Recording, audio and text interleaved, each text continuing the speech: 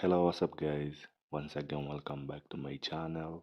And that is extended highlights between Real Madrid against Borussia Dortmund in Champions League group stage at the Stadio Santiago Bernabeu. Real Madrid beating Borussia Dortmund 5-2 with unbelievable comeback in the second half. Vinicius Jr. became the hero of Real Madrid after scoring hat-trick in the second half.